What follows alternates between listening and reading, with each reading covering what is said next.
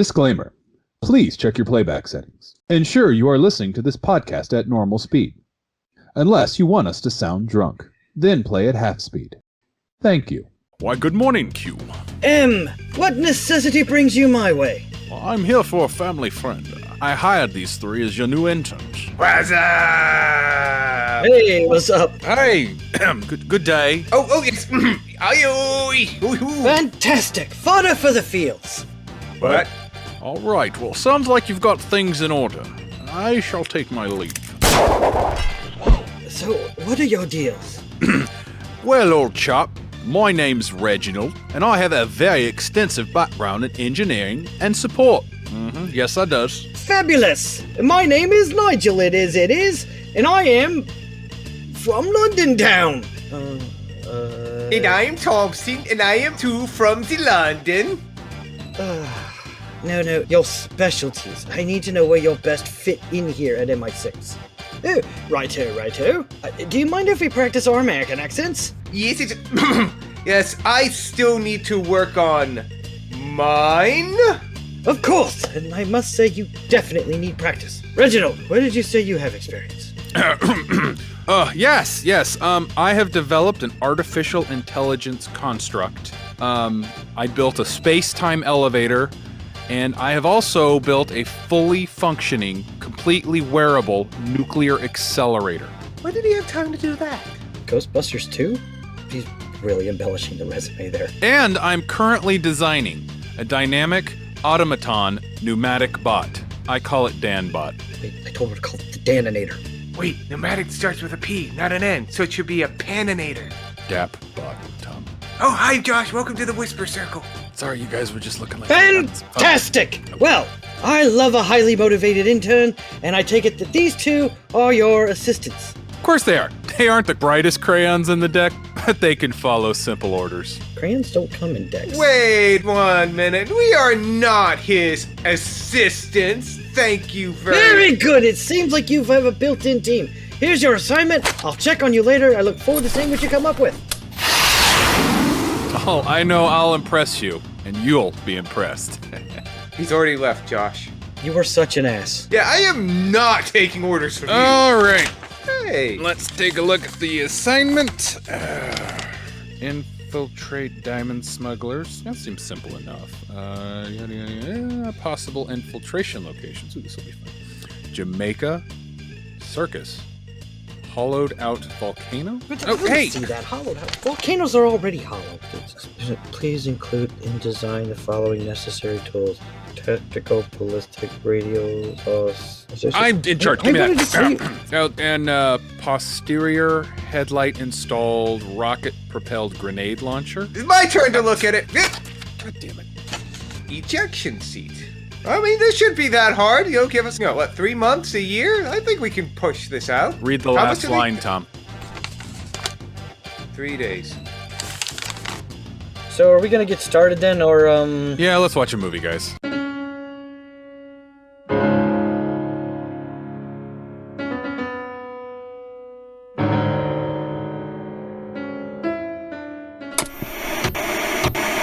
Are you troubled by a strange Sylvester Stallone in Demolition Man in the middle of the night? Do you experience feelings of Grandel Bush in Maniac Cop 3 in your basement? Or Robert Davi in License to Kill in your attic?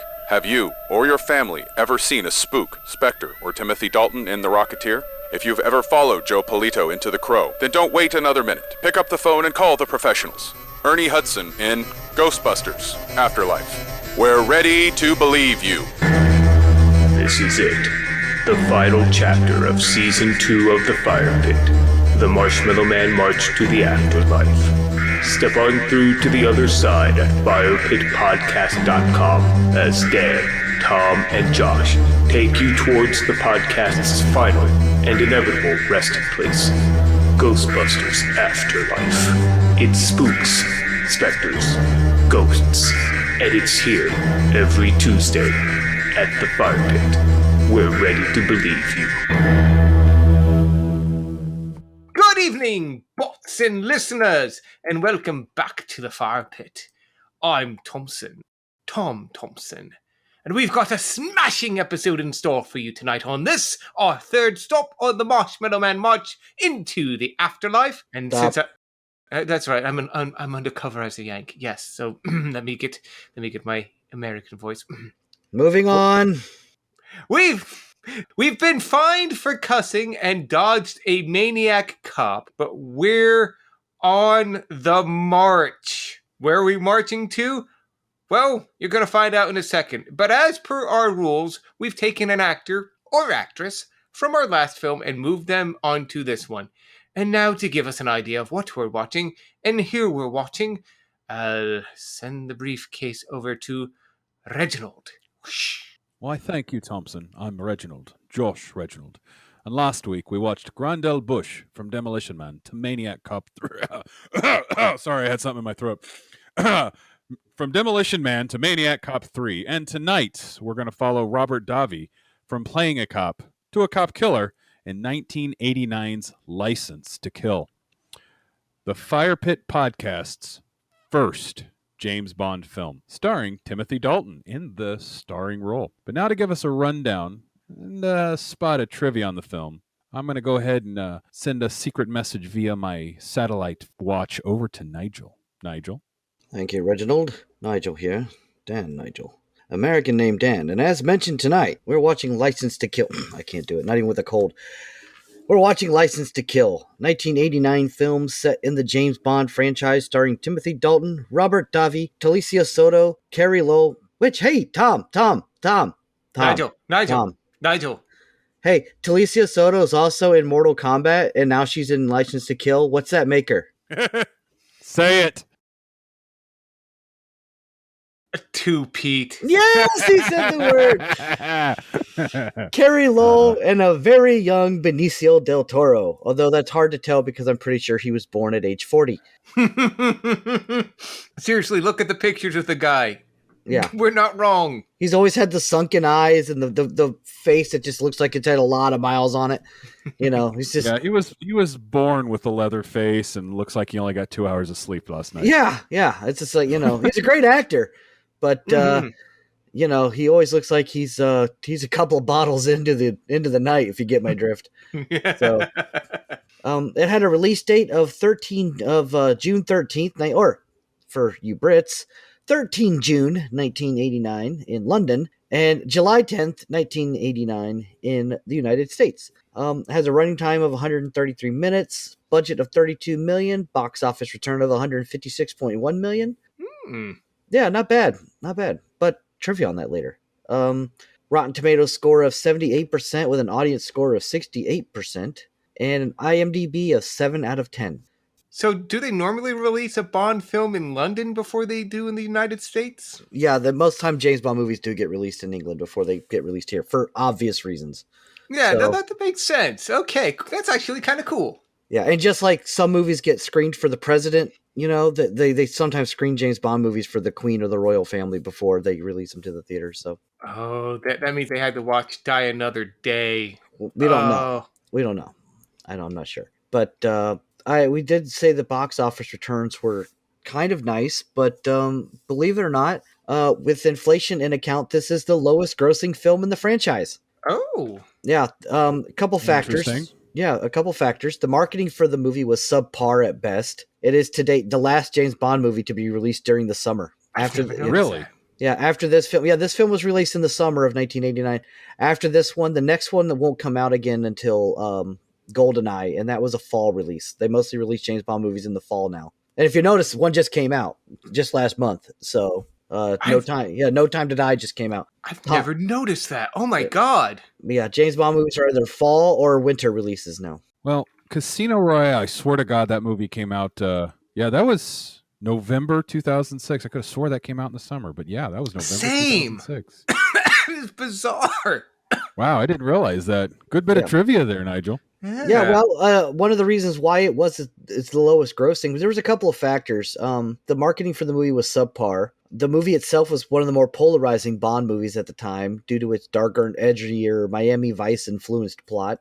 The Cold War was sort of coming to a close in 1989, or at least the height of it was kind of gone. So James Bond was kind of considered a relic. Also, a movie called Batman came out that summer. So we already had a guy running around with gadgets. So yeah, well, we've talked about on this podcast before. The summer of 1989 was a very busy summer. So yes. More on that in a few minutes. I mean, that was the same summer as Batman, Ghostbusters 2. No, don't steal all of Josh's. I'm sure he's got a couple Dude, things my for us. toes are starting to hurt. They're bleeding now. Thanks. My bad. But it felt like the end of an age because the Cold War was winding down. It was the last Bond movie to have any influence from director John Glenn, screenwriter Richard Malbon, title designer Maurice Binder. Like a lot of the mainstays, and even producer Albert R. Broccoli. This was the last Bond movie that this particular group of people were involved with. So, and there goes my production notes. Carry on. Because of that, there would not be a Bond movie released for 6 years, which is still right now the longest delay in franchise history. It was mostly due to litigation from 1990 to 1993 between co-owners on the sale of television and licensing rights. But in the meantime of that gap, Dalton's contract had expired. So Pierce Brosnan was hired, and the 17th movie was saved from development hell. That was called GoldenEye, and the rest, as they say, is history. So I wondered why Dalton didn't come back for GoldenEye. Yeah, I thought it was weird. Well, because he kind of got tired of waiting around and just quit. He was supposed to come back for a third one at least. There was a long-standing rumor that this was Timothy Dalton's last Bond film because of it was financially disappointing, which it really wasn't. Overseas it made a ton of money, and it was one of the highest-grossing films in London that year, or in England. So Dalton was to star in a third James Bond film. This was going to be called Property of a Lady, and it was going to start shooting in 1990. The plot was going to involve like nanites and some other kind of computer technology and some kind of some stuff like that. Some of the plot from Property of a Lady was borrowed and used in either Die Another Day or some of the newer Daniel Craig Bond movies. Okay. But yeah, and it was going to be set in Scotland, Tokyo, and Hong Kong and all that. So yeah, he was supposed to come back for a third one called Property of a Lady, but he didn't get to. And it's weird to think, I wonder if they would have made Property of a Lady if it would have been successful. Would Brosnan or Dalton been GoldenEye, not Pierce Brosnan? I don't know. This is also the first James Bond film to not be titled after one of the books. Also, yes. And then the only other bit of trivia I've got before I move on is there was an interview during September of 1988. Timothy Dalton denied the media claims that his Bond was not allowed to have as much sex on screen because of the AIDS epidemic at the time. However, in a 2007 interview, he admitted, that was true, actually. Much like his character, James Bond, he's really bad at keeping secrets. Yeah, so but that's all I got for right now. I've got more as the movie unfolds tonight, because actually there's a lot in this film. I think it's a pretty cool James Bond film, and it's an interesting point in James Bond's history, because it's that weird time between the Roger Moore movies and the Pierce Brosnan films. So, but yeah, we'll talk about that as we watch the movie. Tom, do you have any more production notes, even though I stepped on all of them? Yes, and now it's going to be a very short production section, so you're welcome, Josh. Thank you, Dan. I do what I can. But welcome to James Bond, License to Kill. Tagline: James Bond is out on his own and out for vengeance. Summary: a vengeful James Bond, played by Timothy Dalton, goes rogue to infiltrate and take down the organization of a drug lord who has murdered his friend's new wife and left him near death. The friend, not James Bond. It would be a very weird movie if he was attached to life support the whole film. Actually, they did that in an Archer episode, so maybe it wouldn't be that weird after all. But James Bond, yes, was that Terms of Enrampagement? Yes, the Archer episode when he had breast cancer. Yes, so Rampage, Lana. Rampage. They also spoofed Magnum PI at the end of that episode too. It was fantastic. I love that episode. Yes, that was early Archer was best Archer. Moving on, this movie is the 16th installment in the James Bond series. James Bond, for those who are just now arriving on Earth, is a British secret agent who spends his time telling everyone his name and uncovering global conspiracies in the loudest ways possible. These films have been adapted from the book series by Ian Fleming, although those adaptations have gotten looser as time has gone on. As noted by Nigel, this one is not named after any of the books. It's very loosely adapted from Live and Let Die, though, which is weird because there was already an adaptation of Live and Let Die earlier in the series called Live and Let Die. Was that Yeah, which the Live and Let Die film, I believe, borrowed from the of Her Majesty's Secret Service book, which is weird because there's already a movie called On Her Majesty's Secret Service. And Live and Let Die also borrowed from For Your Eyes Only, but there's also a movie called For Your Eyes Only, but this one also borrows from Your Eyes Only. So they didn't really. So what you're saying is it's like an orgy of James Bond. Pretty much borrowing. Just don't ever, like, if you see a James Bond film, don't ever read the book thinking it's a novelization of the movie, unless it says a novelization of the movie, because the movie titles and what's going on in the books are completely different plots, because they usually just use a title because it sounds cool. Yeah, unlike Dune, they're pretty sure no one's ever going to read these books. Ever. Probably accurate. But as with all Bond films, there is a tried and true formula, and this movie sticks with it in terms of production. It's all make it action to make it sexy, and to that they went with their tried and true crew. As Nigel noted, producers Broccolis, which is an unfortunate name, Michael Wilson and Tom Pevsner, the director John Glenn, not the one that went to space, although he also directed Moonraker, so maybe technically he did. And writers Richard Maibaum and Michael Wilson, they've been doing Bond for decades at this point. And as with all Bond films, you got your mainstays and cliches. We have, for you Bond fans, at least 2 returning faces to the series. Nigel, Josh, do you want to guess who those returning faces are to the Bond franchise and what characters they played? Q and Timothy Dalton. Yeah, well, Timothy Dalton's coming back as Bond. Desmond Llewellyn comes back as Q. And I don't know the actor's name, but I know this because it was in my trivia. But the actor that plays Felix Leiter in the movie is the same actor who played Felix Leiter in Live and Let Die. Good guess, Nigel. Nice. Yes, he'd actually, David Hedison is his name. 16-year gap between Live and Let Die and what is ostensibly Live and Let Die.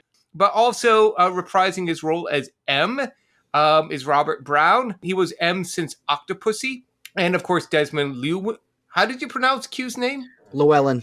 He'd been Q since Russia with Love, which in my mind, I think he was there in the beginning. It's weird that he didn't show up to, like, which one is Russia with Love? The third or the fourth? That's the second one. That's the second one. I thought that was way later in the series, too. I'm learning some extra Bond trivia here. And, of course, Timothy Dalton, this is his second one in the tuxedo as James Bond. He was in The Living Daylights before this.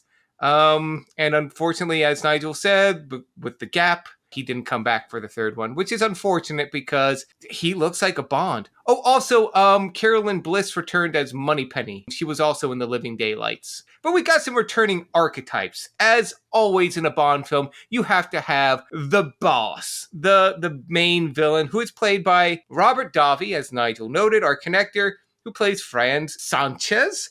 We've got the heavy, played by Benicio del Toro. The character is named Dario. You've got your Bond girl, that sexy girl that winds up with Bond at the end, played by Carrie Lowell. The character's name is Pan Bouvier.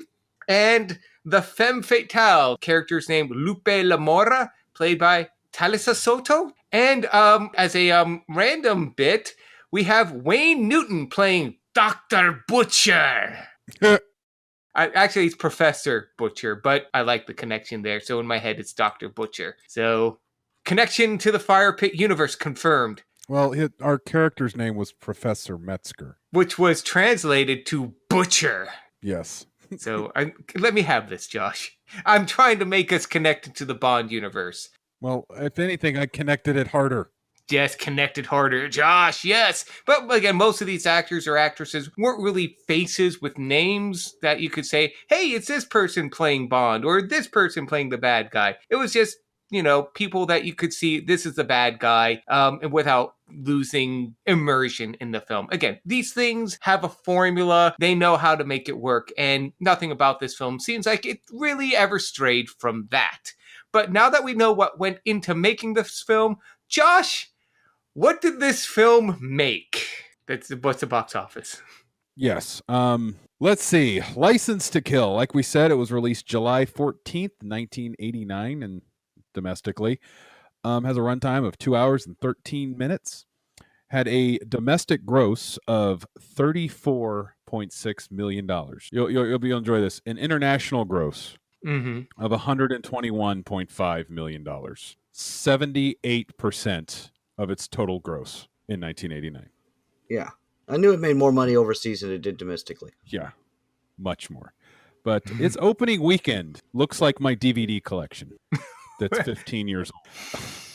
Do you guys care to take a whack? And you're going to get this. If you don't, I'm going to be a little disappointed. On the number one movie on July 14th weekend in 1989? Indiana Jones and the Last Crusade. Batman. You're both wrong. Oh my God. Batman was on its 4th week of release, and it was at number 2. Indiana Jones and the Last Crusade was on its 8th week of release at number that came 6. out in May. I kept thinking Indiana came out in July. Was it Ghostbusters 2? You doing this has just been revoked. It was Lethal Weapon 2. Oh! As soon as you said whacked beforehand, I thought, like, was it a Goodfellas? It wasn't a Godfather. Now, Lethal Weapon 2 was on its 2nd week of release. At number 1, it grossed $17 million. At number 2 on its 4th week, like I said, was Batman. At number 3, also on its 4th week of release, remember this movie was released at the same time as Batman, but Honey, I Shrunk the Kids was at number 3, grossing $8.8 million. And at number 4 was tonight's movie, License to Kill, grossing $8.7 million. At number 5 was Peter Pan, the 1989 re-release, pulled in $5.6 million. Disney milking that teat for all it's worth. And then the rest of my DVD collection. At number 6 was Indiana Jones and the Last Crusade. At number 7 was Ghostbusters 2. 8, Dead Poets Society. 9, Weekend at Bernie's. And 11, The Karate Kid Part 3. 13, Field of Dreams. And at 14, also premiering this weekend, was When Harry Met Sally. So I'll have what she's having. Was that movie that low? Wow, I thought When Harry premiered in 41 theaters. I'd have to probably look into it, but I bet you it was one of those. It got a wide release later on. But yeah, its wide release went about on its 4th week.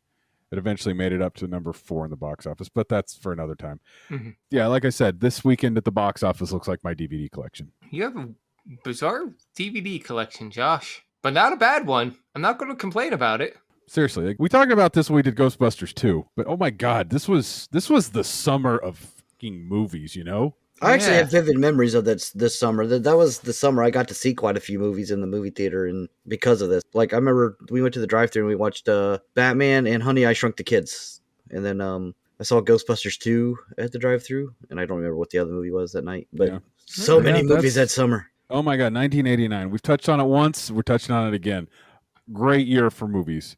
License to Kill came in at 37th highest grossing film of 1989. Just under Fletch Lives, but right above Dangerous Liaisons.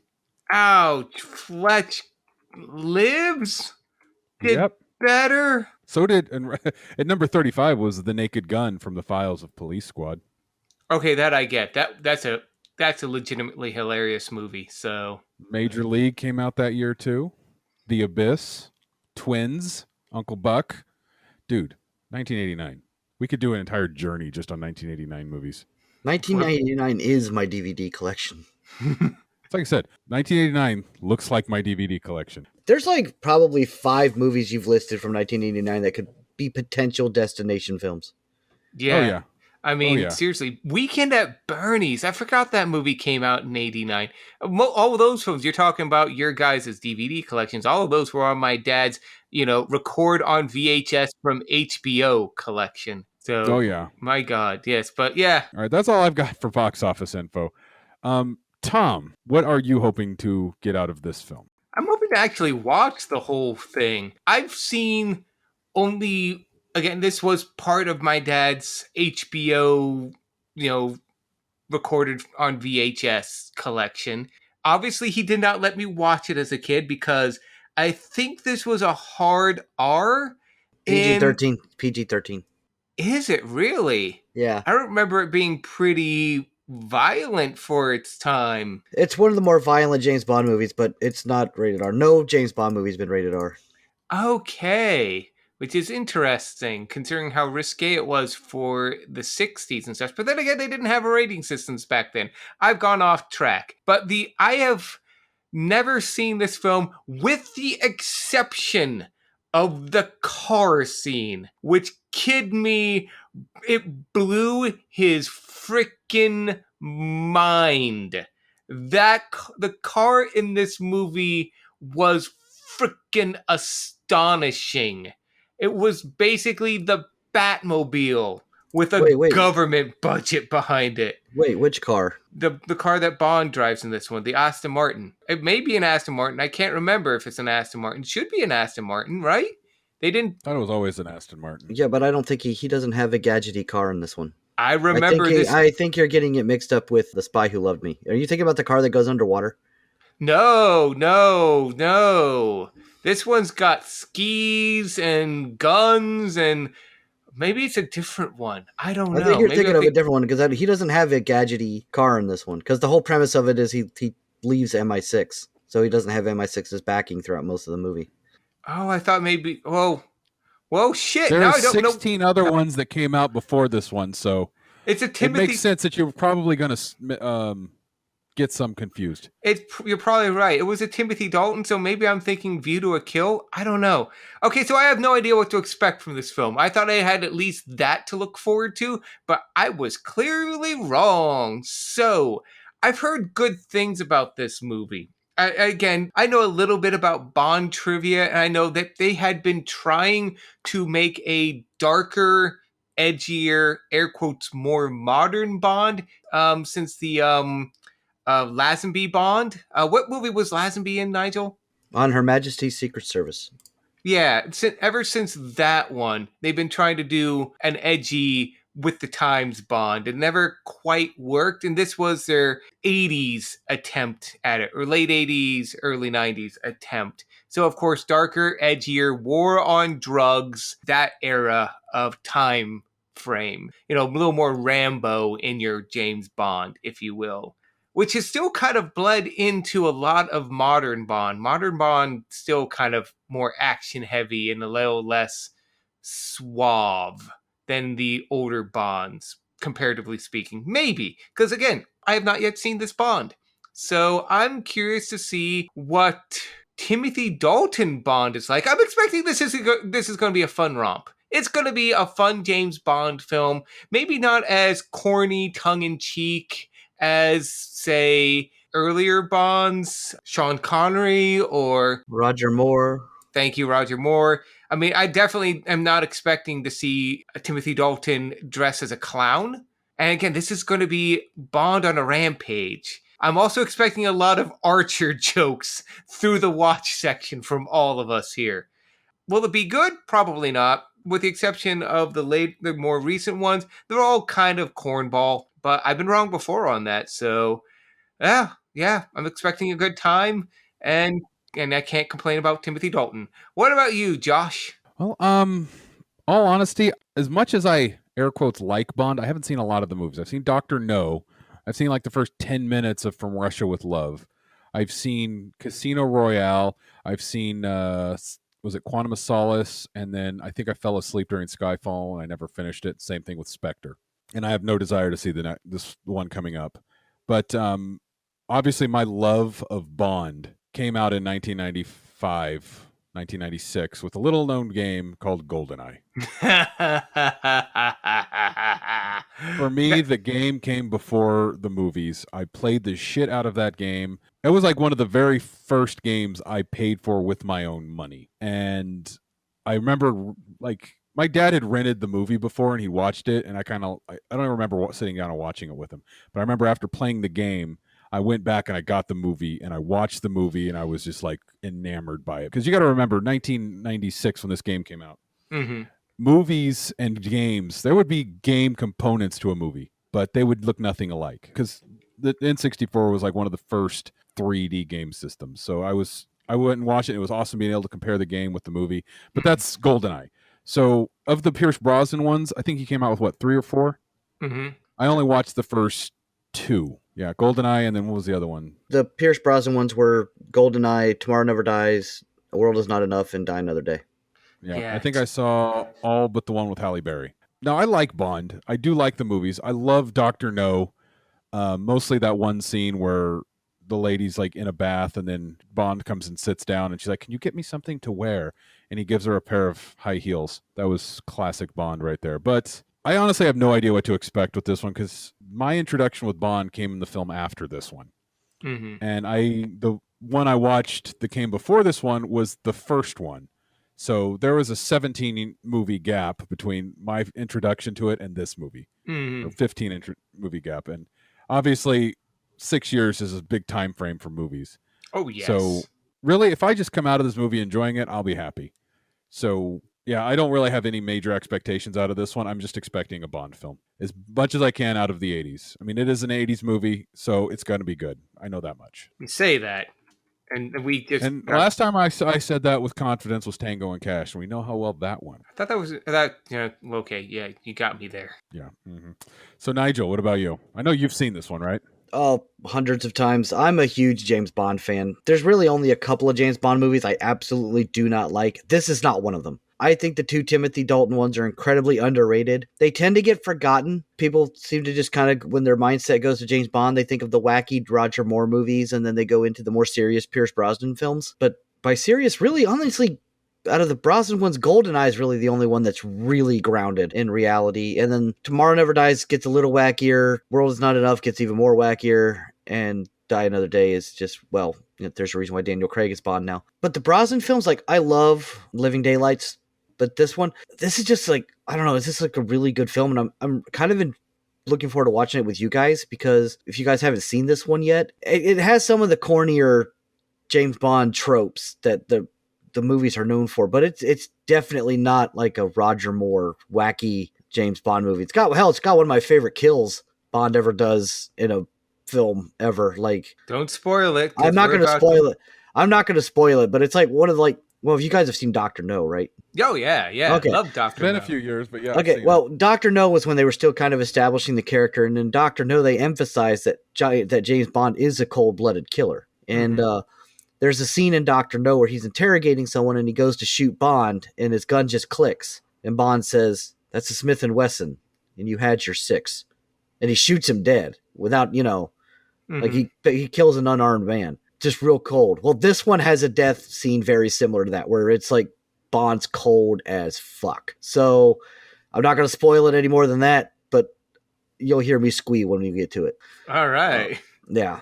But it's like I said, I like this one. I like the Bond Rampage. I can't wait to make a lot of Archer jokes while watching this film tonight, because it really is terms of rampagement. And like I said, Timothy Dalton Bond. Like I said, he made 2 of the best Bond movies, and I'm both sad that he didn't get to make a third one, but then happy we got GoldenEye, because GoldenEye is one I want to get to someday. So, Oh, dude, yeah, shit. I would say that's a destination-worthy film. yeah, GoldenEye is really good. But honestly, I think GoldenEye would have worked with Timothy Dalton as Bond too. Oh yeah, I think it would have. I can't say that with any. Like, I'll be able to answer better in my final thoughts, but Yeah, I can see that, because I know Timothy Dalton is an actor, and I know Are you done with your thoughts? Well, Are we on to merge thoughts yet? Yeah, a little bit. I was just going to say a little trivia was they originally wanted Pierce Brosnan. They actually had casted him and everything, and then the worst thing that could possibly happen to him happened, and that Remington Steele got picked up for a second season, and therefore he couldn't film Bond. So they had to go with like their second choice, which was Timothy Dalton. And they've been trying to get Roger Moore out of doing James Bond films since Moonraker, mostly because he was getting old. Yeah. How many did he do? What's that? How many Bond films did Moore do? I think he still has the record. I think he did 6 or 7. Yeah, he did Live and Let Die, The Spy That Loved Me, For Your Eyes Only, Moonraker, Man with a Golden Gun, Octopussy, and The View to a Kill. So yeah, he did 7. And they've been trying to get him out of the role. In fact, they had cast James Brolin to be Bond in Octopussy, and there's even screen tests and screen footage of Brolin as Bond. But then they found out that the other production company was making Never Say Never Again with Sean Connery coming back as James Bond. So they're like, well, shit, we can't have an unknown actor being James Bond. So they paid Roger Moore a shit ton of money to come back and do Octopussy. But that ended up being a big hit. So they brought him back to do A View to a Kill, although by this time he's like 90 years old and he's starring opposite women that are like half his age. And it just really turned audiences off, like gross. Like now he's just a dirty old man. So they brought in Timothy Dalton because he was younger, he was suave, and then like they wanted his movies to be more grounded. No more of the wacky submarine cars or going into space or crazy laser gun fights or anything like that. So I'm looking forward to watching this one because this is one of the Bond movies that's kind of more grounded in some sense of reality, at least as realistic as you can get. So now we can go on to Merge's thoughts. So tell me, did you see the Barry Nelson Bond? Just curious. Is that the one in the 60s, a Casino Royale movie? Or he's the first actor to play Bond. No, I don't think I've ever seen that one. American actor to play Bond. Oh, wait, when was this? Yeah, the first on-screen James Bond was played by an American named Barry Nelson. Barry Nelson. Do you remember the name of it? I don't know, but I think it was on TV. I think it was a TV one. It wasn't a movie, but he was the first actor to portray James Bond. Let me IMDb this, because I want to say I heard about this, but oh no, I mentioned never. it before on a previous episode. That's probably where I didn't know. I didn't have his name at the time, but yeah, he was the first actor to play James Bond on screen. Barry Nelson. Yep. I'll have to look this up. No, I've never heard of this. I know they didn't. I know a Sean Connery. The 1954 adaptation of Casino Royale. Yeah, it preceded Sean Connery by 8 years. Yeah, and it's supposed to be a pilot for a James Bond TV show.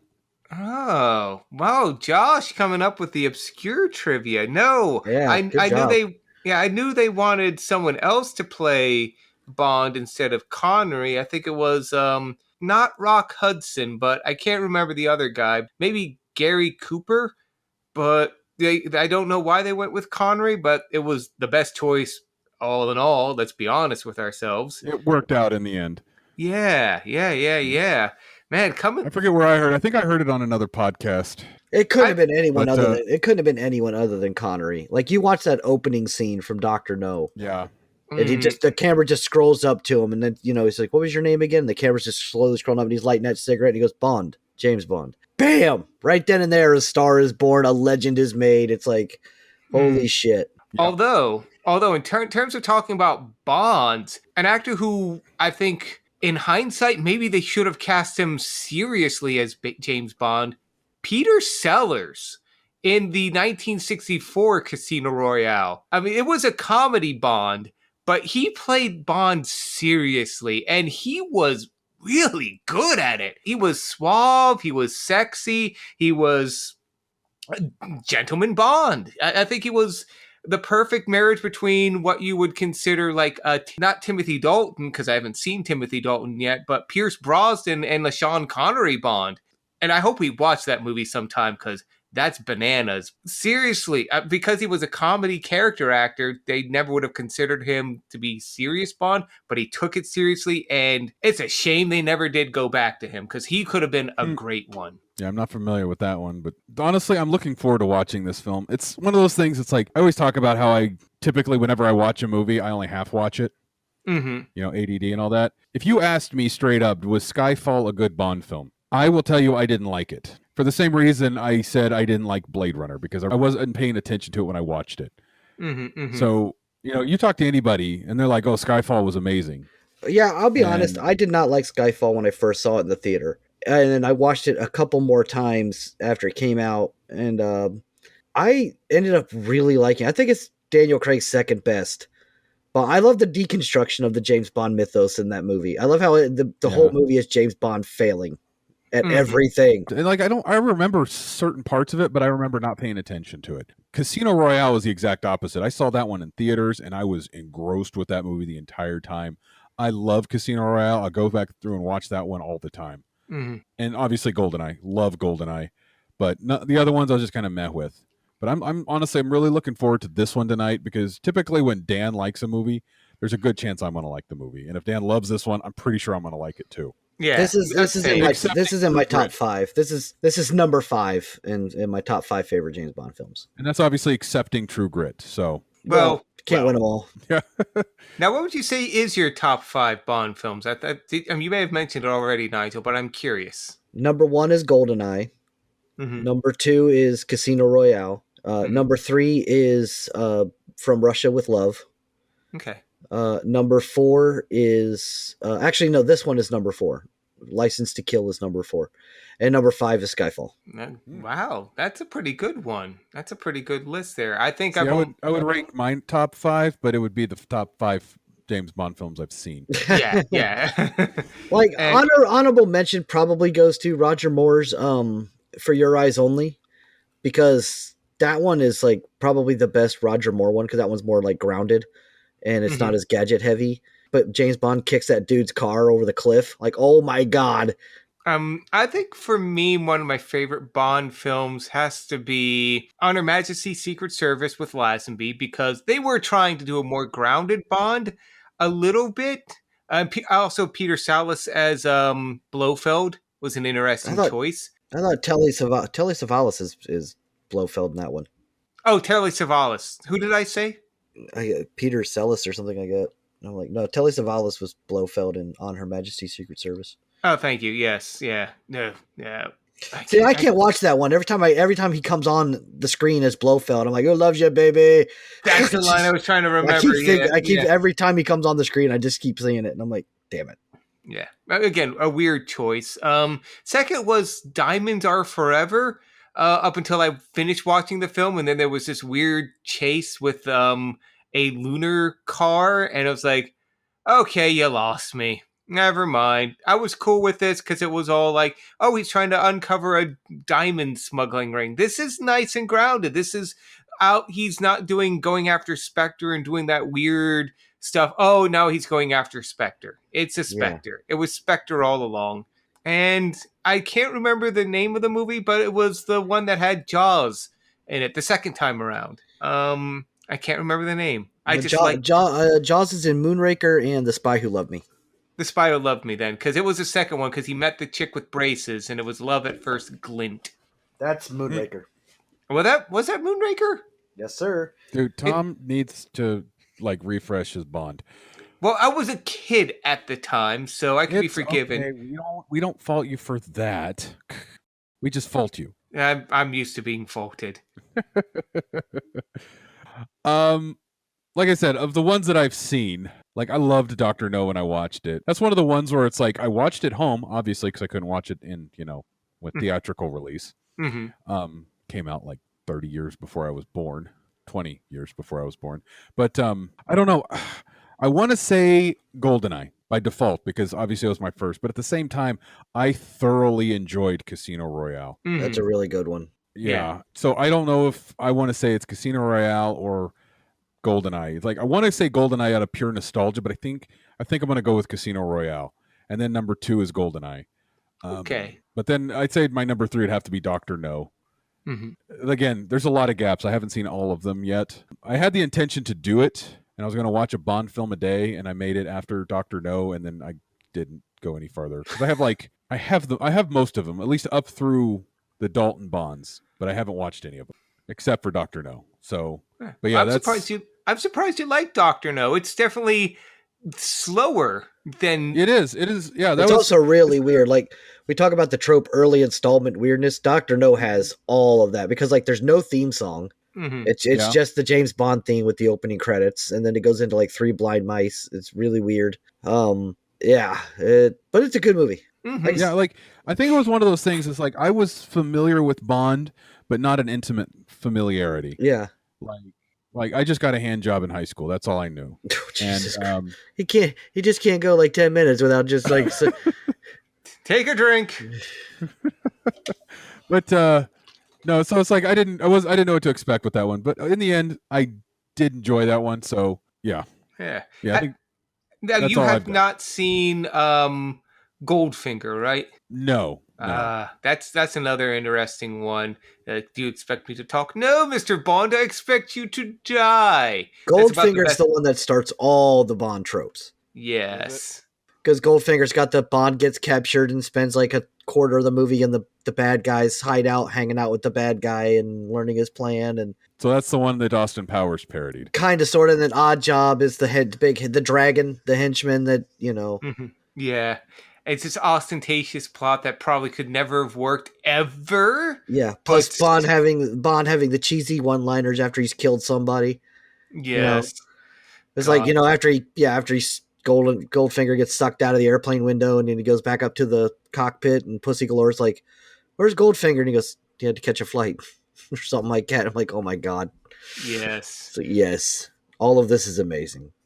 Although if I'm going to add some quick amendments to my list, I forgot GoldenEye because, we were 90s kids. Of course, GoldenEye's going to be on there. And the 1960s Casino Royale, even though it was a comedy, it's just such a bizarre mess of a comedy that I can't help but not love it. I can't help but love it. It's fantastic.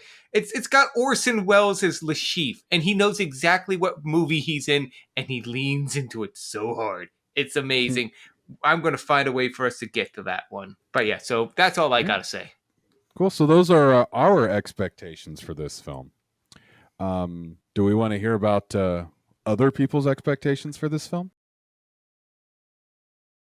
Tom, play the music.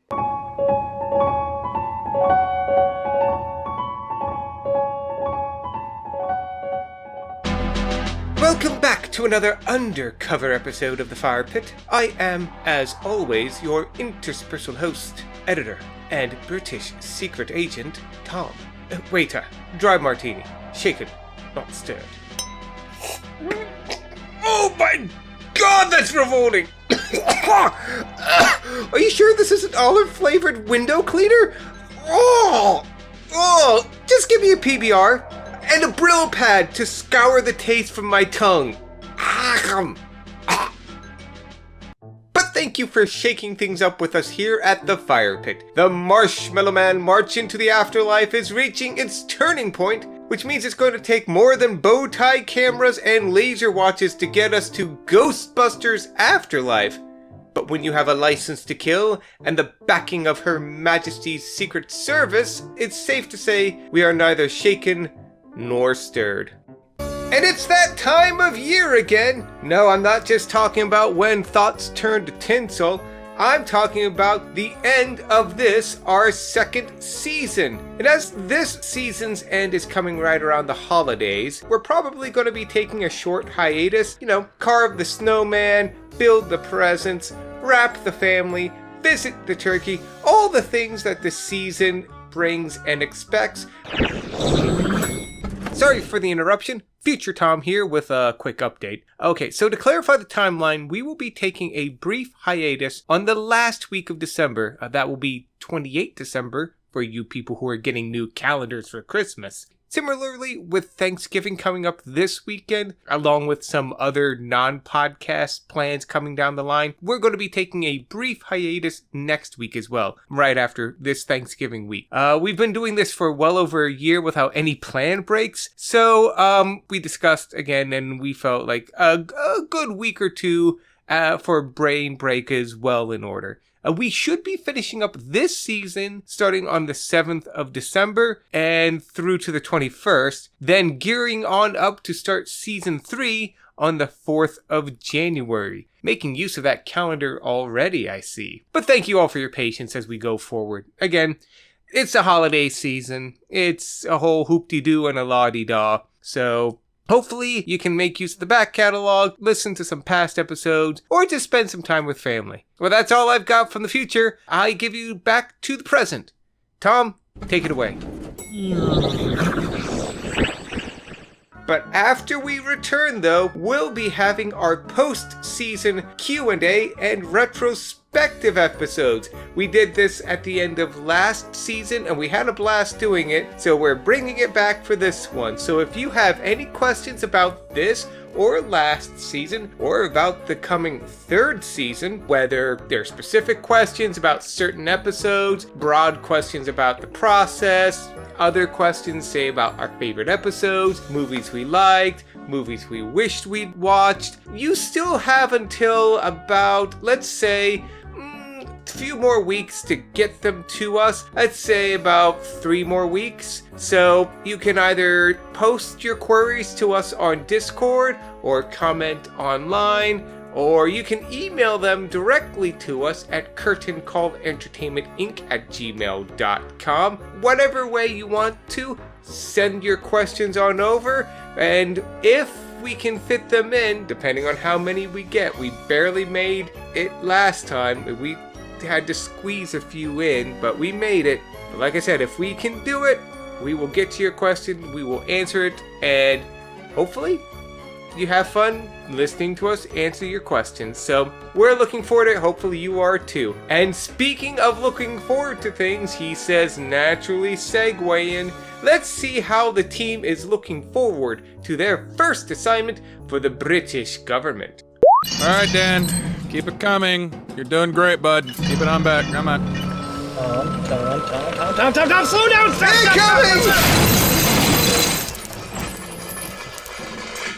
What the hell happened? God damn it, Tom. This is your fault.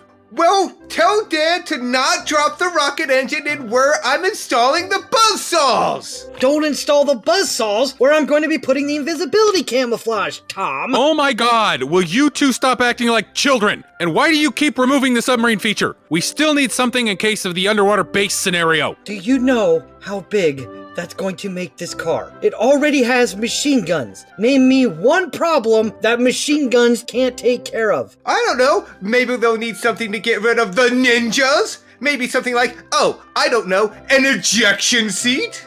Oh god, not with the ninjas again. The doors have locks, the hoods have tasers, and we don't need a goddamn ejection seat. Follow the designs! Oh, for fuck's sake, will you stop sitting on your ass? Just because Q thinks we're your assistants doesn't mean we are. Fine, I'll reinstall the ejection seat, but we're getting rid of the damn battering ram. Fine! Just gonna install it right back anyways. What was that? You heard me.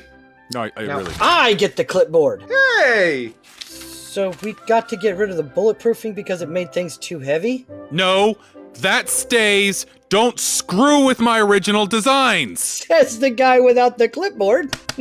We're keeping the flamethrowers. Yes! Worth it! Take that, bulletproofing! What good have you ever done anyone? Now, do we want to install the reinflating tires or the anti-astronaut hubcap lasers or the... Tom, why are there skis? For the snow? Oh my god, not in the design. Tom, why do you keep fucking with my design? Seriously, it doesn't need skis, it's got wheels. They need Guys, the ninjas for the Guys! We're overthinking this. Maybe they just want us to install things that can handle one or two of these scenarios. Yeah, sure, that's a great idea, yeah. We'll just happen to pick the one thing that they'll need when they encounter... Squadron of all-female stunt pilots. Okay, let's just face it. There's no way we can possibly prepare for any of these contingencies. One or two of them, maybe.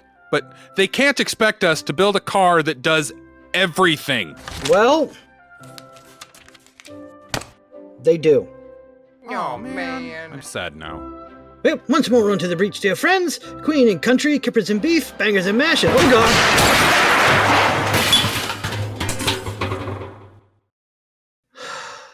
Remove the caltrops and the oil slick. I don't think many people are going to be following him anyways.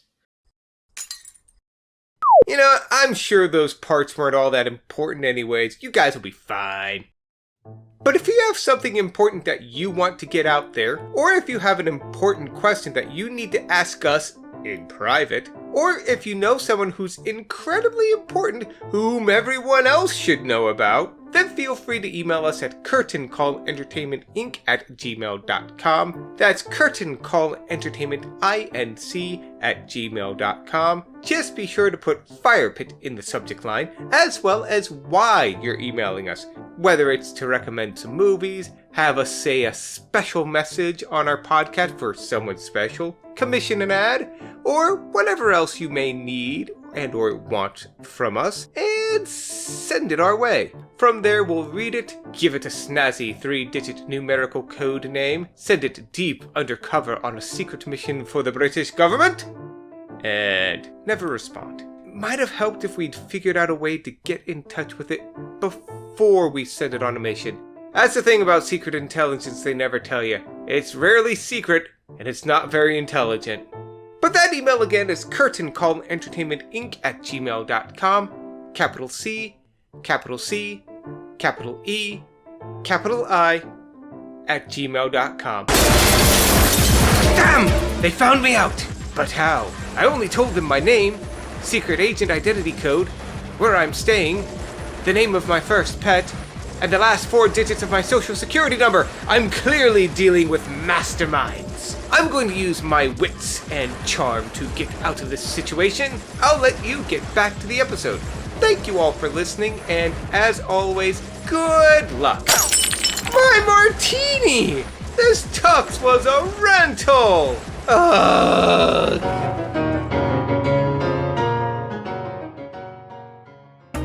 And now to check on the team to see how they're enjoying their movie. Wait, Timothy Dalton was in Flash Gordon, wasn't he? Yes! He was. That would And make now him a we're- what, Tom? Yeah, Tom, what's Timothy Dalton tonight? James Bond? But in relation to the podcast, how many times have we seen him? I think this will be like maybe our third. I think, maybe. Say the line, Tom. I mean, at least 2. Okay, we've definitely seen him 2 times, so he would definitely be a repeat. Say the line, Tom. He's a repeat. Say the line, Tom. He's a repeat. Tom, say the line. He's a 2-peat. Yeah, All right. he said the thing. I was afraid I was going to come up to Columbus and hit you with the screwdriver. I hate this catchphrase. Seriously, this movie steals so much from Metal Gear Solid and Dark Knight Rises. I'm pretty sure it didn't, and it was the other way around. Totally stole from those 2. I hate Totally both stole. of you. That's a custom. You see, the bride always gets to kiss her best man. Is he making out with the bride? He's James Bond. Honestly, I'd let him. Yeah, James Bond's at my wedding. It's like, and he's not sleeping with my wife. Something's wrong. Yeah. Like, oh, I'm sorry. I didn't mean to disturb you guys. Someone's banging my wife on her wedding night, and it's not going to be me. Okay? Miss Kennedy, would you get me a medium dry vodka martini? What a Shaken, not stirred. Oh, God, this is disgusting. Who drinks this shaken? That's why some Bonds are. He makes a point to say vodka martini shaken, not stirred. Because if you drink a gin martini shaken, it is fucking disgusting. Well, if it's gin, it's a Gibson. No, real martinis are made with gin. I thought gin was the Gibson and vodka was the martini. I'm sorry, I forgot I wasn't a bartender for 10 years. Yeah, Dan, stay in your lane. I want to deep six him. I made a deal with this guy. I don't like it. He can finger me. I spent a fortune. Okay, do you want to deep six him or finger him? Because those are 2 way different things, bud. I mean, it's Florida. Why not both? Sir, we're having 2 different conversations, aren't we? Yes. And the stripper keeps on dancing. That's a good stripper right there, let me tell you. Something tells me this is not her first bar fight. No. Something tells me that this is just Tuesday for her. She does live in Florida. Yeah, so it's Tuesday through Thursday. Effective immediately. Your license to kill is revoked. Hey, he said the line. Rampage! Now a sniper scene? Somebody needs to call Hideo Kojima. Tell him they totally ripped off his game. Oh, my God. Senor Sanchez. Oh my God, that's Shang Tsung! Is that Kira Hiroyuki? Yeah. Tagawa? Yes. Oh my God! All the connectors. Jesus! I'll be damned if I'll help him. Don't judge him too harshly, my dear. Field operatives must often use every means at their disposal to achieve their objectives. Bullshit! Q's like, I know. I love him too. Look at all the Bush beer lamps. Tell me you're in Florida without telling me you're in Florida. Out of the grinder and into the fire. How many OSHA violations is this, by the way? No, there is no OSHA in South America. What are you talking about? It's surrounded by OSHA. It's got the Atlantic OSHA and the Pacific OSHA. Hey-oh! Tom, that's the Gulf of Mexico. God. Are they going to have an elevator fight scene or a freight elevator gunfight now? Come on. They're totally stealing this from Metal Gear Solid. Oh, I'm gonna go get a drink. Make it a double. Shaken, not stirred. Well, I'd make it a gimlet, but I don't have any gin. Gibson. Just put an olive in it. I didn't totally catch that entire conversation. I think you and El Presidente will make a perfect couple. It was the kiddie pool. He's dead. Both legs are broken. He has a severe concussion. Just cuts to credits right after that. This, oh my god, I heard this song all the time back in the day. That's because it was later re-recorded by Celine Dion, and it ended up becoming one of her first big hits. Ah. Yeah, this version was a modest hit, but Celine Dion's version was like a huge, like, top 10. Well, let's just face it. Anything Celine Dion touches turns to pure gold. Well, 90s Celine Dion, yes. Don't you besmirch Celine. I will crawl through this mic and strangle you, my friend. And this is where we end the watch session. And now, back to the episode. Well, 007s, or double O's, we've again knocked out yet another successful mission, a roaring rampage of a Bond film. Mostly. Kind of. Maybe. Dan, what did you think? Okay, watching this with a critical eye, I still like the movie. Mm-hmm. It's a Bond movie, so I'm not expecting Shakespeare when I go watch it. But I can see why in a summer of Batman and Ghostbusters and Indiana Jones, this one kind of underperformed. Right. Just saying. Like I said, I still like watching this movie. I still get enjoyment out of it. I like some of the beats to it. I used to think this was Timothy Dalton's best Bond movie, but now I'm definitely thinking that's more of nostalgia because this was one of the first Bond films I got to actually see when it was new. Like I still remember when this movie was brand new. So I will say The Living Daylights is still his best one, but this one is still pretty good. It's a good Bond film compared to like some of the more bottom of the barrel Bond films, but it underperformed, and I can definitely see why they rebooted with GoldenEye a few years later. So that being said, I don't know. I don't know if I'd give it a number. Maybe 7 out of 10, 6 out of 10, 7 if I'm being generous. But I can see why this movie underperformed. It just wasn't their best effort as far as Bond films go. Like, it ticks a lot of the boxes for Bond movies, but it's missing just something. And I think during the watch section, Tom, I think you hit the nail on the head. Like, the villain's an evil guy. He's a very evil dude, but he wouldn't even be on Bond's radar if he hadn't like seriously maimed Bond's best friend. So it's like Bond's usually dealing with guys who want to blow up the world through nuclear bombs or chemical weapons or flooding the earth or doing whatever or blowing up Silicon Valley with earthquakes or whatever. Like, he's usually dealing with those kinds of plots. I want to irradiate all the gold in the world. And now he's dealing with this Colombian drug lord. And like I said, this movie's, I like it. I still enjoy watching it. But I can definitely see why that summer of 89, this movie, it made a shit ton of money in England. It did, because he's Bond. And that's like Batman movies here. Batman movies always make money here. But I can see why in that summer, this one definitely was like, I've only got money to see Batman, Ghostbusters, or Indiana Jones, or GoldenEye, or James Bond. What am I going to go watch?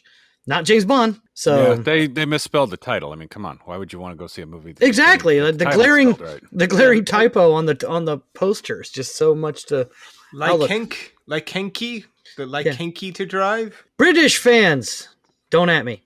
At Josh, he made the joke. But I'm kind of rambling at this point. So Josh, what are your final thoughts on this film? Well, I have got to say, out of all the Bond films I've seen, this is definitely the lowest one. So 5. Okay. 5 out of 5. Okay. No, what are the other? What are the other 4 that you've seen? Well, I think I went over this a little bit in expectations, but I think I've seen GoldenEye, Dr. No, Casino Royale, Quantum of Solace, slept through Skyfall, started Spectre. I think I've seen Tomorrow Never Dies.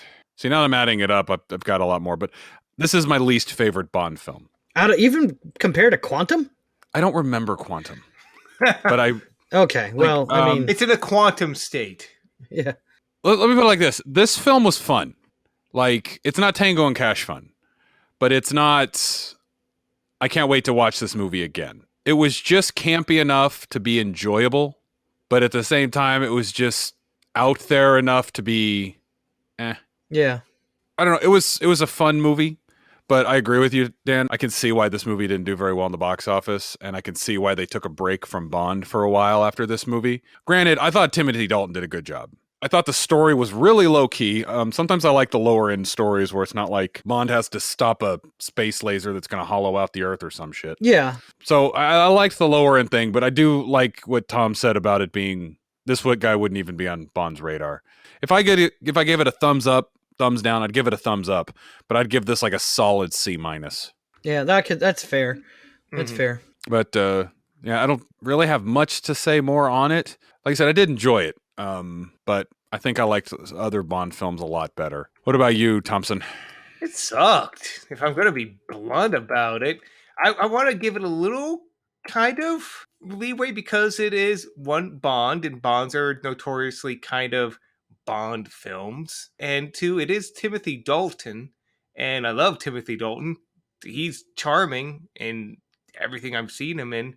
Even Mrs. Doubtfire. I was rooting for him over Robin Williams a little bit. That's Pierce Brosnan. I'm editing that out. You really got them confused? They're both James Bond. Shut up. God, I am. Timothy Dalton did great in The Rock, though, with Nick Cage. Moving on. But no, this movie just didn't do it. I get it. They were trying to get away from the goofy Roger Moore Bond, but they wound up overcorrecting and made it bland. Nothing was impressive about this film. The boss was just, he came off as your standard TV drama villain. Nothing, outlandish, nothing memorable, nothing even notorious. He was just basic. Benicio del Toro, he was supposed to be the dragon, but he didn't even come off as an aggravation to Bond on a bad day. It's like if he wasn't tied up like he was, Bond would have absolutely destroyed him without even rumpling his suit. The stunts were okay. I think a lot of those stunts were more impressive when they were done during the Roger Moore days, like the truck on two wheels. I think that's been done a couple times. But then again, I think we're spoiled by some of the more outlandish stunts that they do anymore since the 80s and 90s and the 2000s. So I'll give it a pass. It probably was pretty decent for its time. I think a lot of it, too, is I was expecting a lot more from this film, considering it was a rated R film, right? No, PG-13. No. Okay, PG-13. No Bond film's ever been rated R. Even with the meat grinder scene, that was a lot. It wasn't. They didn't show enough graphic gore. It just showed splatterings of blood underneath it. That was nowhere near. Yeah, no. That's probably why actual it was PG-13. identifiable. Yeah, no identifiable body parts. If you'd have seen like hands and feet popping out of there, then they probably would have been rated R. But because it was just like gore, the movie industry ratings are weird. But yeah, they had a dude's head swell up and pop like a balloon, but PG-13. Wow. The 90s and 80s were a time to be alive. But going back to the topic, just didn't impress me at all. The pacing was by the book for a Bond film. Nothing really made sense, even for a Bond film. I haven't seen that many, but this I would put down as just bland. That's how I could summarize it. Kind of a waste of time. See, I think this movie would be worse if it wasn't Bond. It didn't take itself super serious. Mm-hmm. Like, I think that it's those movies that try to be super serious while also being a comedy. Yeah. Kind of like maybe more like Miami Vice-ish. Well, the villain definitely felt like a seasonal villain for Miami Vice instead of a James Bond villain. Yeah. But it felt very much like CSI Miami. Yeah. Like that level of campy. It's like, we're going to take ourselves so serious that we're a parody of ourselves. Mm-hmm. Like I said, I didn't think it was the best Bond film I've seen. That's for sure. There's definitely better Bond films. Oh, yeah. But there's a lot worse, too. See, I don't have a good a catalog as you guys, but... Oh, we should make you watch Moonraker sometime. My only experience with Moonraker is the guns on the game GoldenEye. Then you know the only good part about it. Seriously, 90% of my Bond knowledge comes from that video game. Same. Odd Job is the worst Bond villain because he's short. But Jaws is the best one because he's tall and easy to shoot. Yeah. No, it's... I'm not disappointed. I'm just like, oh, what's the term you like to use? I'm cardboard about this film. It's a beige film. Yeah, I would say beige is a good way to describe it. And I can't For really... a food metaphor, it's Chinese food. Oh no, see, I like Chinese food. Even bland Chinese food is still pretty good because it's really, but it's like bland. it's good when you're watching it, but then you're hungry later. It wasn't very filling. Or Golden Corral. Because it's like there's a lot of stuff in this and you're going to get full. You're not going to finish everything because it's so bland and tasteless. And then you're going to be like, why did I pay $20 for this shit? See, I like I said, I don't know if it's that bland of a movie. Like I said, I know the James Bond movies by heart. So this one to me is not nearly as bad as like 2 movies before it. They made A View to a Kill, which is fucking awful. It's just old man Roger Moore being an old man. He's older than Q in that movie. Christ. At least he looks like it. And it's just like, no, you know. And then Josh doesn't remember it, but this one is not worse than Quantum of Solace. I'm sorry, Quantum of Solace is not that great of a film. No. And this is definitely better than, say, Die Another Day. It's better than Die Another Day, and it's better than Moonraker, and I think it's better than The Man with the Golden Gun. It's better than the last couple of Connery Bond movies where he was just kind of like phoning it in because he was getting paid, and he was making it painfully clear he didn't want to do it anymore. Mm-hmm. So I think it's better than some of those, but as far as like in the overall scheme of things with Bond films goes, it's just a middle of the road Bond film. Mm-hmm. But then when the best Bond films are like really good, memorable movies, this one sucks in comparison. So agreed. It's not so bad that it's memorable because it's bad, like Moonraker. Moonraker to me is a very memorable film because it's fucking awful. I mean, the chick's name is Goodhead. What the hell? I mean, is this a Bratzers video? Yeah, her name is Molly Goodhead. Dr. Molly Goodhead is the scientist chick in Moonraker. Yeah, and the whole joke at the end of it with Q going, I think he's attempting re-entry, sir. Oh, no. But, so it's so bad that it's memorable. And then, of course, the best Bond films like GoldenEye and Casino Royale and Dr. No are so good because they're memorable. So this one is kind of forgetful because it's so middle of the road. Mm-hmm. Obviously, I probably, out of the 3 of us, have the most limited Bond knowledge here. So on my scale, it's going to be different than it would be on Dan's scale and Tom's scale. And at the same time, I have no nostalgia about this film. Yeah. And we've proved on this podcast many times that nostalgia is a hell of a drug. Yes. Yeah. And sometimes no matter how much you try to look past the nostalgia, it doesn't mask or it doesn't overcome everything. Yeah, it still gets you. Yeah. Was Quantum of Solace the one Bond film that had like every kind of chasing except for a train one?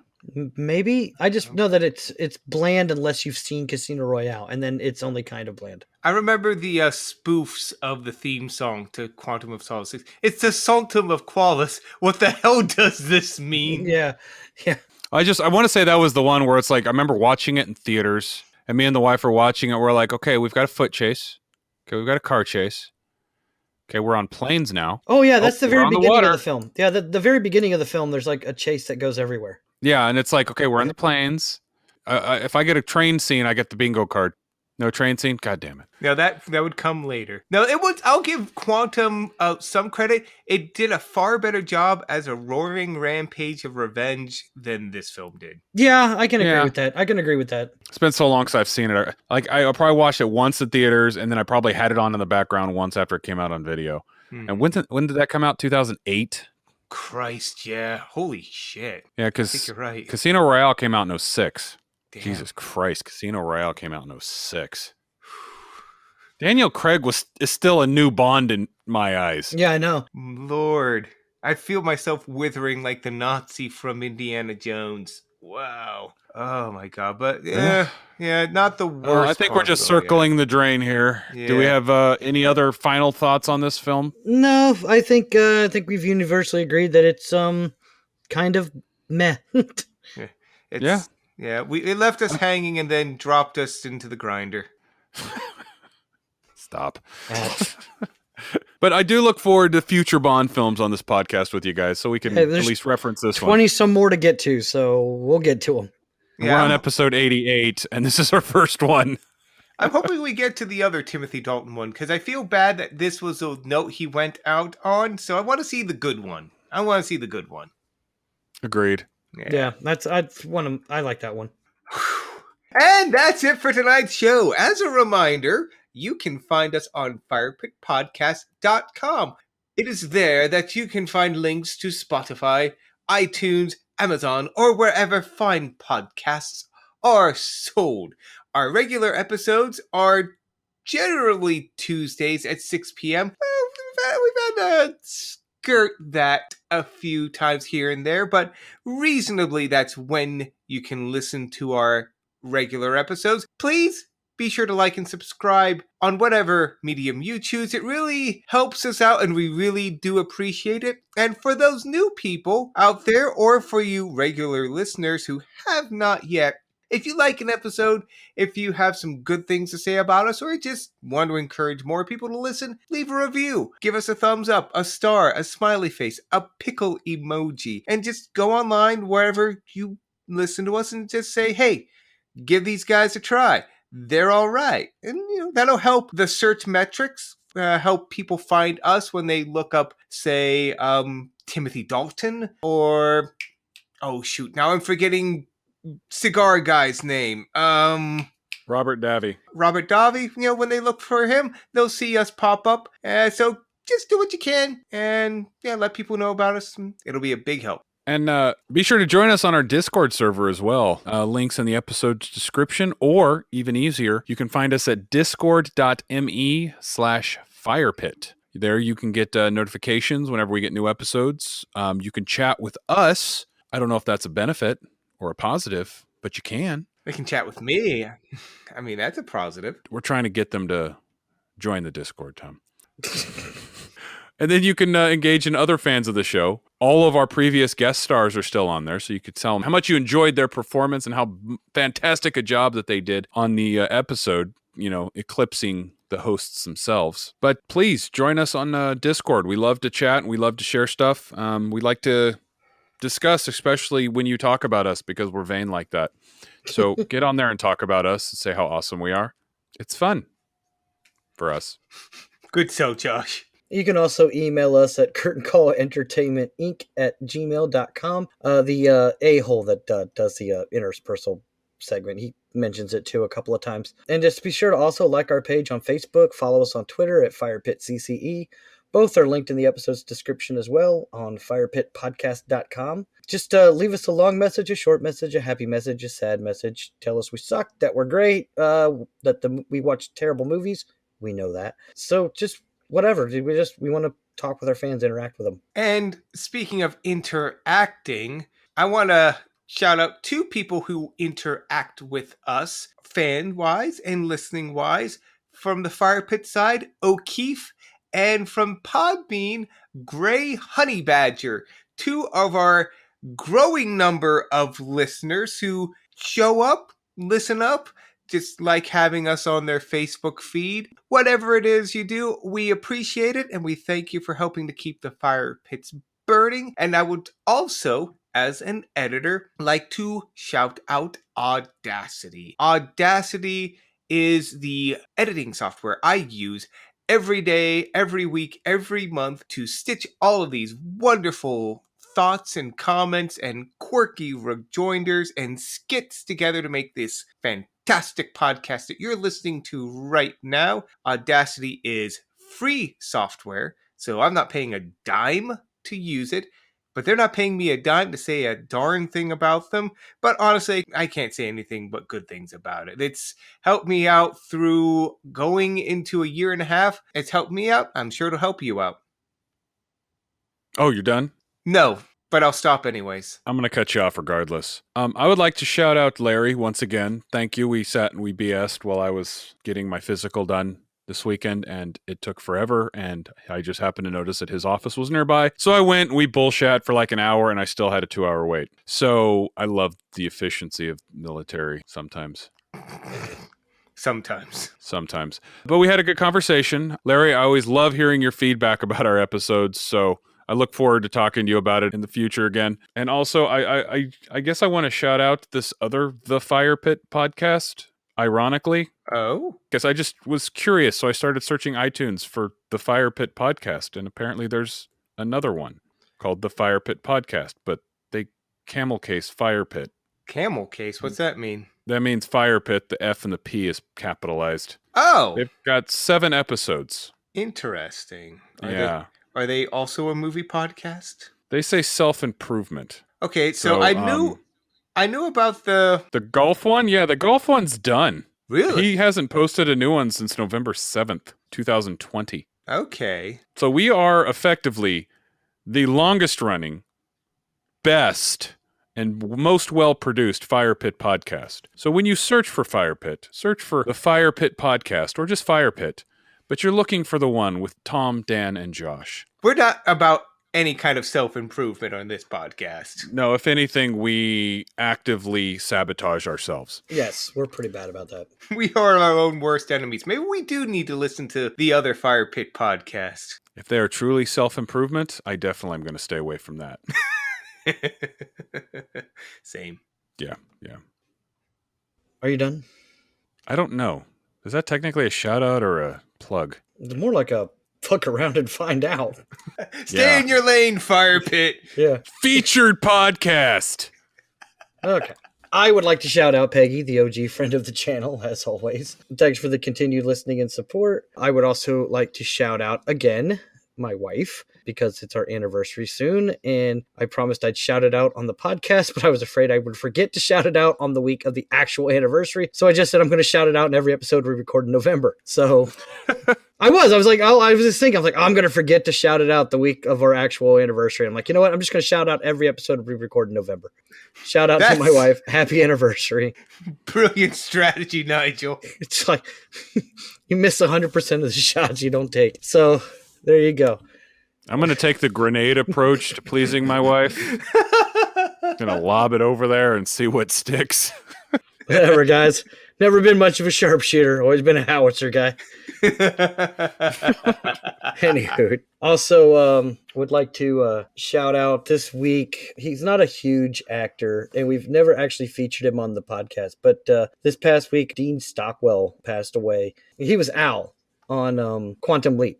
He was the guy from the future that would tell Sam what he was in the past to do that day. But I'm a huge science fiction fan, as anyone who's listened to any episode of the podcast knows. I'm a huge science fiction fan, especially Star Trek. But Dean Stockwell wasn't just on Star Trek shows. He was on Quantum Leap, Star Trek, Battlestar Galactica.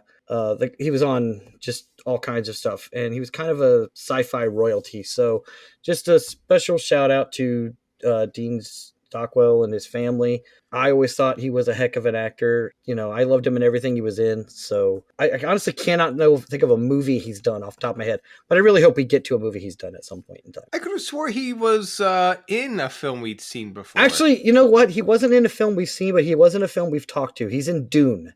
He's in the original 1984 Dune. Oh, that's right. Yeah. We mentioned it once or twice in passing in this podcast, but he's mostly known for TV roles, like I said, Quantum Leap, Star Trek, Battlestar Galactica.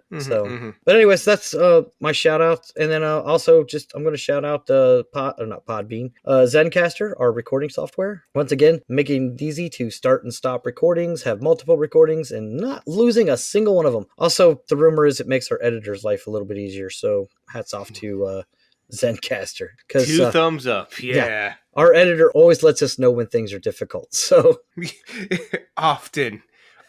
Also, they've been giving us some shout outs on Facebook. Yes, they have. They put the hashtag made with Zencaster or created with Zencaster on there. Made with Zencaster. Yeah, made with Zencaster. And they've been retweeting the tweets for the episodes. And just the other day, they shared our podcast on their Facebook page. So I thought, hey, that was kind of cool. So and we didn't even ask them to do that. Yeah. That's kind of awesome. Yeah, nice guy Zencaster. Yeah, nice guy Zencaster. So thank you. Well, we've smuggled the drugs. We've really ground this one out. So where to next? I mean, I don't know about you, but I got my sights set for the skies. Well, I am looking forward to watching, was it Joe Johnston, do the job that got him Captain America. What? No, Joe Johnston. Oh, wait, Dan hasn't done his trivia for next week yet, so he doesn't know. I don't like where this is going. Josh, did you hit your head? Don't panic, everybody. It's all part of the show. It's all part of the show.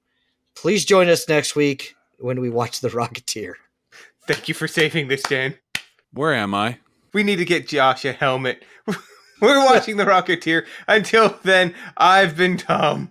I need to find I've been Josh. And I've been Dan. Thanks for listening. This has been a production of Curtain Call Entertainment, LLC. Good luck out there.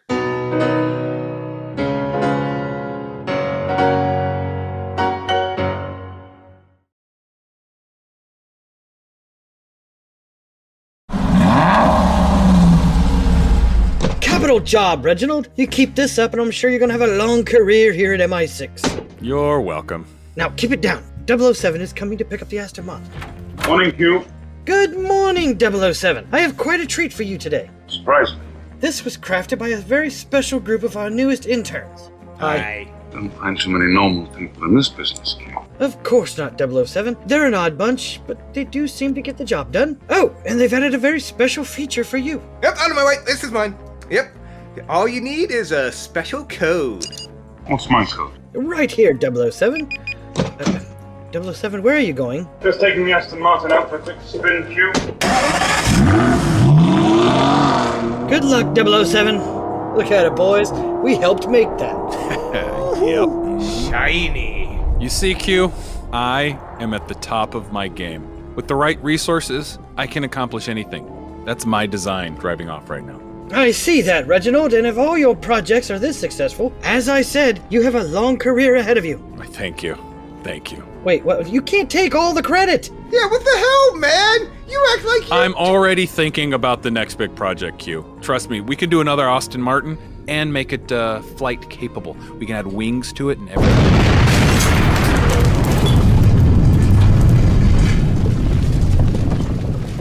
Yep, all Josh's fault. Yep. We followed his lead. He told us everything to do, and we followed to the letter, so it's all his. He tried to shoot for the moon, and he failed. Yes, sir. Oh, for fuck's sake.